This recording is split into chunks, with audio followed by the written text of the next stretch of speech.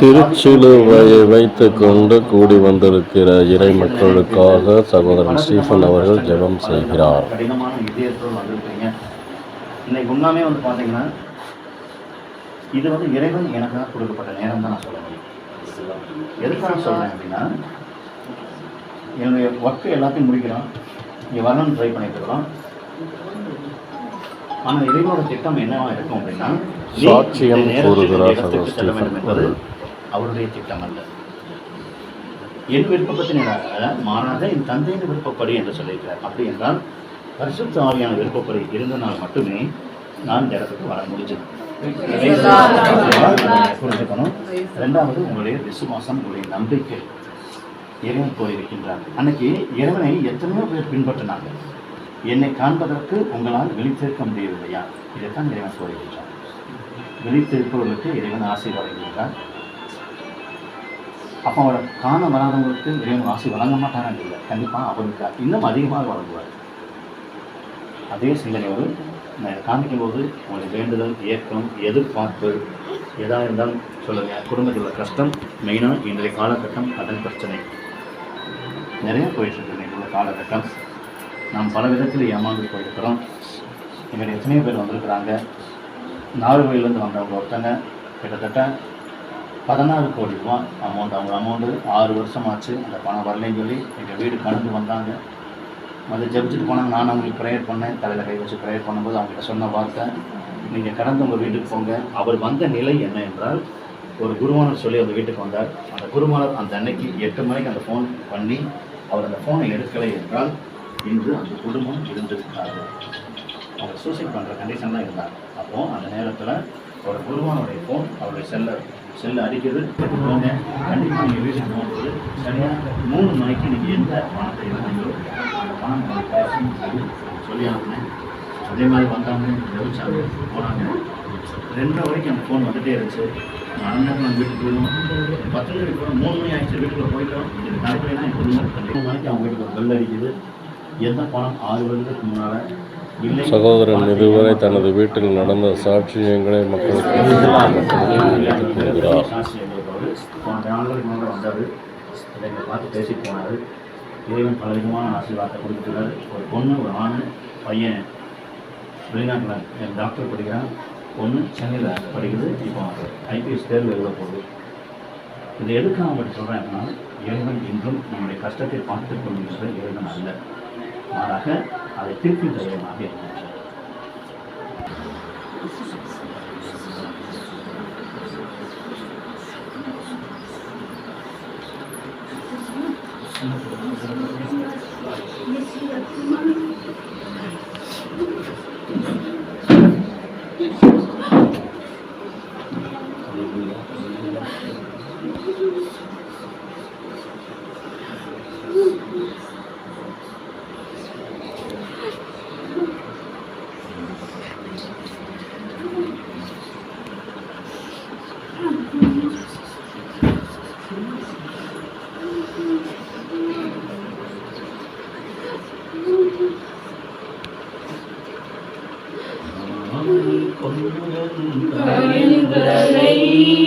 அன்புடன் முக்தி செய்கின்றேன். சாமி கொண்ட உன் காயங்களை அன்புடன் முக்தி செய்கின்றேன்.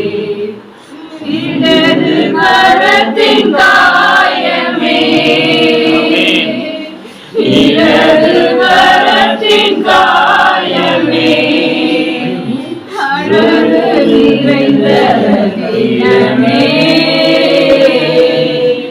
அன்புடன் முக்தி செய்கின்றேன்.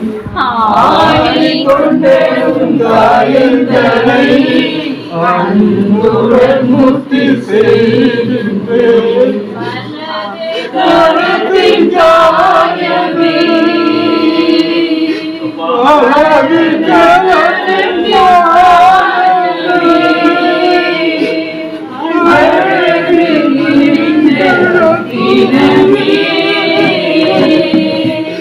அன்புடன் முக்தி செய்கின்றேன்.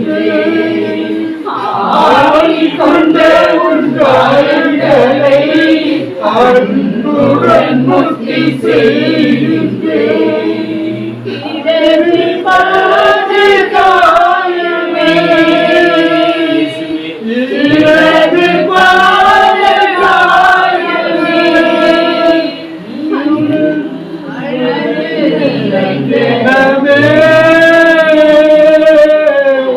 அன்புடன் முக்தி செய்கின்றேன்.